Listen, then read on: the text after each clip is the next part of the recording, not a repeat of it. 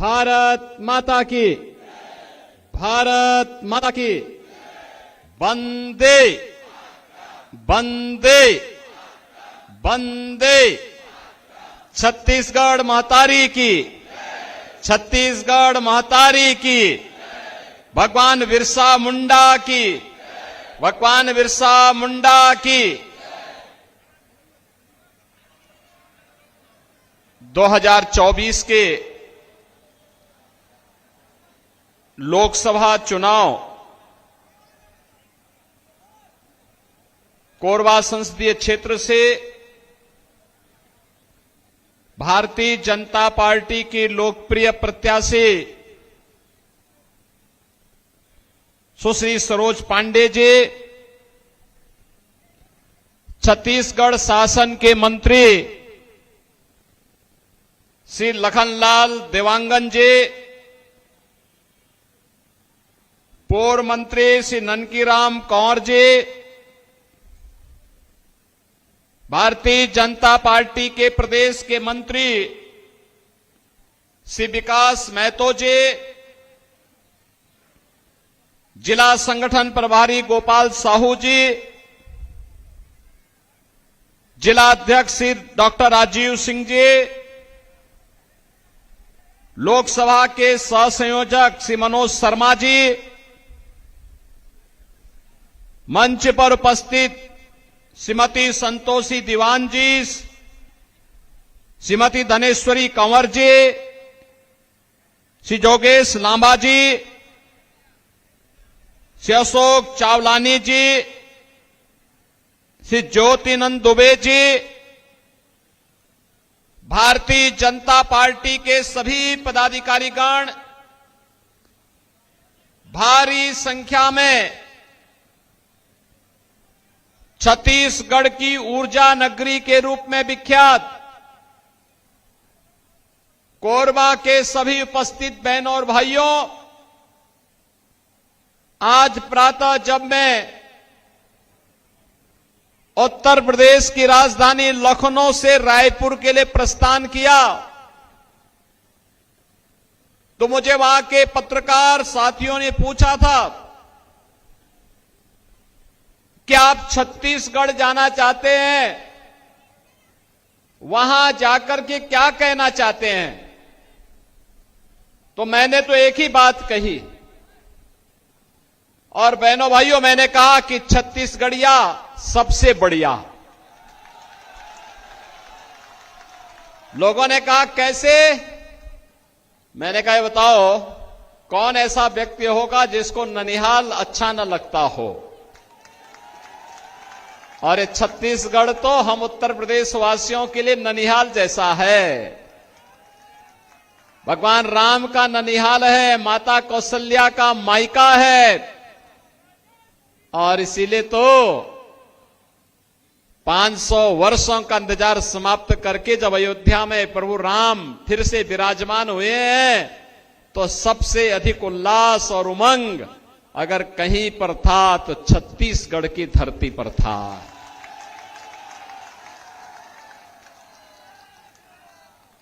बहनों और भाइयों, ये छत्तीसगढ़ की धरती है। जब राम को वनवास जाना पड़ा था तो छत्तीसगढ़ में ही उन्होंने सबसे पहले शरण ली थी। और बहनों और भाइयों, एक संकल्प ऋषि मुनियों को, समाज के सज्जन प्रवृत्ति के लोगों को निस्सरहीन करहो मही भुज उठाए प्रण कीन के संकल्प के साथ इसी छत्तीसगढ़ की धरती का एक सिंहनाद भारत को राम राज्य की ओर ले जाने के लिए प्रभु राम ने किया था। और इसलिए भाइयों बहनों, आज जब हम लोग यहां पर आए, तीसरे चरण में आपको चुनाव करना है। आपको देखना होगा पिछले 10 वर्ष में आपने मोदी जी के नेतृत्व में बदलते हुए भारत को देखा है। एक ऐसा भारत जिसका दुनिया के अंदर सम्मान बढ़ा है, एक ऐसा भारत जिसकी सीमाएं आज सुरक्षित हैं, एक ऐसा भारत जो आतंकवाद के सामने, नक्सलवाद के सामने घुटने नहीं टेकता है, बल्कि उसका मुंहतोड़ जवाब देकर के उसको नेस्तनाबूद करने की मादा रखता है। एक ऐसा भारत जो अपने नागरिकों को सुरक्षा भी देता है तो संरक्षण भी देता है, विकास के बड़े बड़े कार्य लेके आता है, highway, railway, expressway, IIT, IIM, AIIMS, one district one medical college, हर घर नल की योजना, ये भारतीय जनता पार्टी की पहचान बन रही है। भारतीय जनता पार्टी सरकारों की पहचान बन रही है। और गरीब कल्याणकारी योजनाओं की तो कोई सानी नहीं। याद करिए 2014 के पहले सरोज जी भी सांसद थी और लगातार छत्तीसगढ़ की आवाज संसद में उठाती थी कि छत्तीसगढ़ में हमें विकास चाहिए। भूख से लोग देश के अंदर मरते थे कांग्रेस की सरकार के समय, किसान आत्महत्या करता था, नौजवान पलायन करता था, बेटी और व्यापारी असुरक्षित थी और देश के अंदर आतंकवादी कहीं भी घुसपैठ करके बम विस्फोट कर देते थे। आज तो क्या स्थिति मोदी जी ने बनाई, कहीं पटाखा भी जोर से फटेगा तो पाकिस्तान पहले सफाई देता कि हमारा हाथ नहीं है, क्योंकि उसे मालूम है ये नया भारत है। अगर कहीं गलती से भी पाकिस्तान का हाथ सामने आया तो भारत की बहादुर सेना पाकिस्तान के अंदर घुस करके मारेगी और पाकिस्तान को फिर जवाब देते हुए नहीं बनेगा। बहनों और भाइयों, देश के अंदर एक समय था, कांग्रेस के समय जनता भूखों मरती थी, और इधर मोदी जी के समय में और भाजपा की सरकार के समय तो छत्तीसगढ़ में फ्री में चावल, और मोदी जी पिछले 4 वर्ष से 80 करोड़ लोगों को फ्री में राशन की सुविधा का लाभ दे रहे हैं। पूरे देश के अंदर फ्री में राशन की सुविधा। अब तुलना करिए, कांग्रेस के समय भूखों मरते थे। 1947 में भारत से बड़ी ठसक के साथ पाकिस्तान अलग हुआ था। वे समझता था कि अलग होकर के हम लोग बहुत धनवान हो जाएंगे। आज आप देख रहे होंगे भारत 80 करोड़ लोगों को फ्री राशन दे रहा है और पाकिस्तान की 23 करोड़ की आबादी है, वे भूखों मर रही है। पाकिस्तान में भूखों मर रहे हैं लोग। बहनों और भाइयों, 60 करोड़ लोगों को देश के अंदर 5 लाख रुपए की स्वास्थ्य बीमा का आयुष्मान भारत का कार्ड, यह भारतीय जनता पार्टी और प्रधानमंत्री मोदी जी की देन है। जो कांग्रेस के लोग कह रहे हैं कि कांग्रेसी तो कमीशन खाने के आदी हैं, उनकी कमीशन खोरी को मोदी जी ने पूरी तरह लगाम लगाने के लिए ही गरीबों के जनधन अकाउंट खोल दिए कि दिल्ली से कोई पैसा भेजेंगे, रायपुर से कोई पैसा मुख्यमंत्री जी भेजेंगे तो पैसा सीधे अकाउंट में जाएगा, बीच में कोई कांग्रेसी दलाल उसमें डकैती नहीं डाल पाएगा। 12 करोड़ गरीब किसानों को प्रधानमंत्री किसान सम्मान निधि का लाभ, 12 करोड़ गरीबों के घर में शौचालय, 10 करोड़ गरीब महिलाओं को आर्थिक स्वावलंबन के साथ जोड़ते हुए महिला स्वयंसेवी समूहों के सशक्तिकरण का कार्य, और 10 करोड़ गरीब परिवारों को रसोई गैस का फ्री का कनेक्शन उपलब्ध करवाने का कार्य हो। देश के अंदर 4 करोड़ गरीबों को एक एक पक्का मकान प्रधानमंत्री आवास योजना का मिला। उत्तर प्रदेश में हमने 56 लाख गरीबों के मकान बना दिए, लेकिन छत्तीसगढ़ में भूपेश बघेल की कांग्रेस की सरकार ने एक भी गरीब का मकान नहीं बनाया। आज भारतीय जनता पार्टी की विष्णुदेव साय की सरकार ने कहा है, मोदी जी ने आश्वासन दिया है और उन्होंने 18 लाख गरीबों के लिए मकान के कागज तैयार कर दिए। चुनाव के बाद उन 18 लाख गरीबों को एक एक आवास उपलब्ध होने जा रहा है। बहनों और भाइयों, 2.5 करोड़ गरीबों के घर में बिजली के फ्री के कनेक्शन, ये मोदी जी की गरीब कल्याणकारी योजनाओं का हिस्सा है।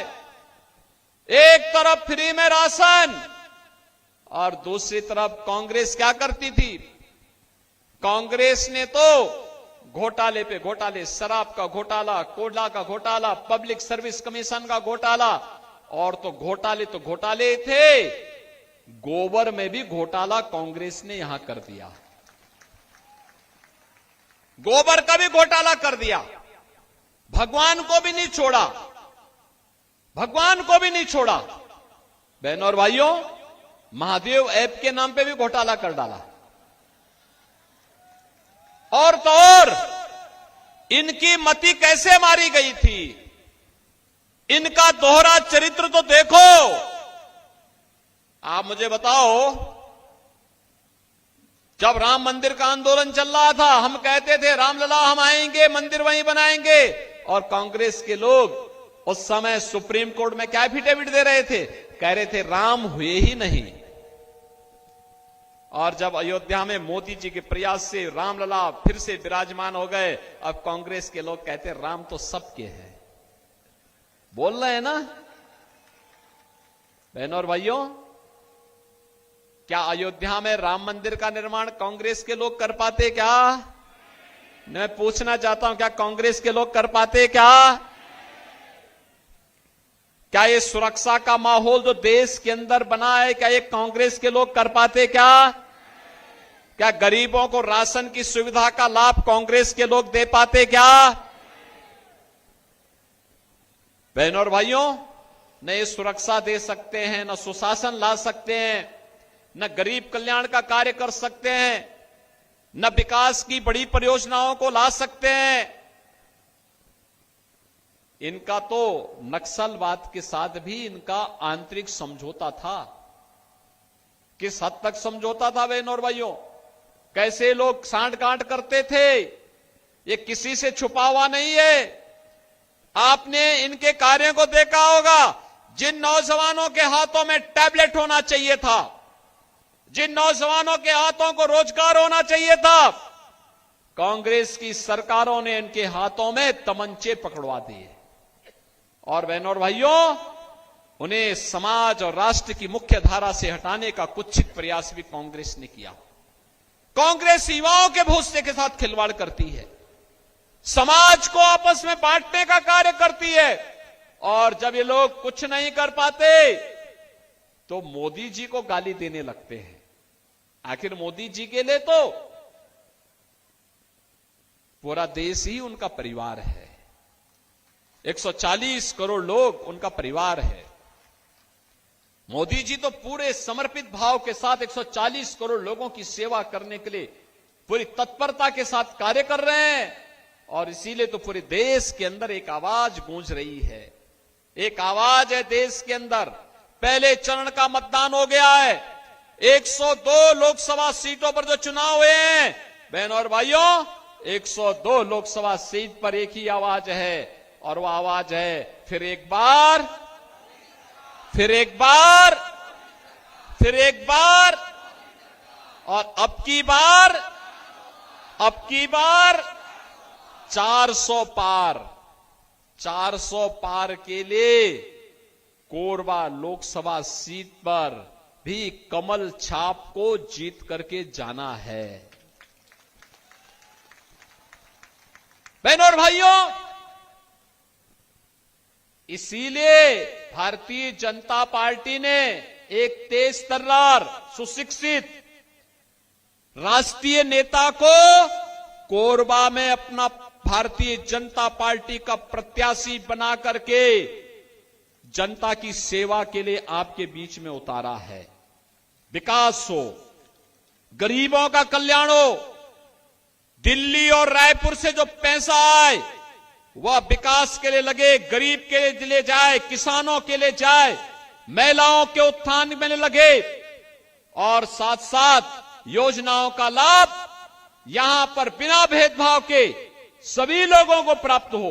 इसके लिए भारतीय जनता पार्टी ने सुश्री सरोज पांडे जी को आपका प्रत्याशी बना करके, भारतीय जनता पार्टी के प्रत्याशी बना करके आपके बीच में उतारा है। और इसीलिए मैं आपसे अपील करने के लिए उत्तर प्रदेश से आया हूं, अयोध्या की धरती से मैं स्वयं आया हूं आपके बीच में। लखनऊ में भी, उत्तर प्रदेश में भी चुनाव चल रहे हैं। 80 लोकसभा सीट है। पहले चरण में 8 सीटों पर चुनाव हो चुके हैं, दूसरे चरण में होने जा रहे हैं अभी 26 को 8 सीटों पर, और तीसरे चरण में 10 सीटों पर फिर चुनाव होने हैं। लेकिन फिर भी हमने कहा नहीं, कोरबा तो जरूर जाएंगे एक बार। और बहनों और भाइयों, इसीलिए कोरबा आए हैं, प्रभु राम की धरती का संदेश लेकर के आए हैं, और ननिहाल के लोगों को बताने के लिए आए हैं कि अब अयोध्या में रामलला आ गए, निश्चिंत रहिए, राम राज्य की स्थापना मोदी जी के नेतृत्व में होने जा रहा है। इसके लिए आत्मनिर्भर भारत चाहिए, इसके लिए विकसित भारत चाहिए, और विकसित भारत के लिए मोदी जी फिर से चाहिए। और मोदी जी के लिए आवश्यक है कि कोरबा लोकसभा सीट में भी कमल छाप कि प्रत्याशी के रूप में सुश्री सरोज पांडे जी भारी बहुमत से विजयी बनकर के जाए। सहमत हैं? सभी लोग सहमत हैं? लेकिन बहनों और भाइयों, आपको एक काम करना पड़ेगा इसके लिए। मोदी जी का प्रतिनिधि बन करके और सरोज पांडे जी का प्रतिनिधि बन करके घर घर जाना होगा, एक एक वोट को मतदान केंद्र पर ले जाना होगा। जब 7 मई को चुनाव होंगे तो इस कार्य को करना होगा। सहमत हैं? सहमत हैं? जाएंगे, भाजपा को जिताएंगे, कमल खिलाएंगे।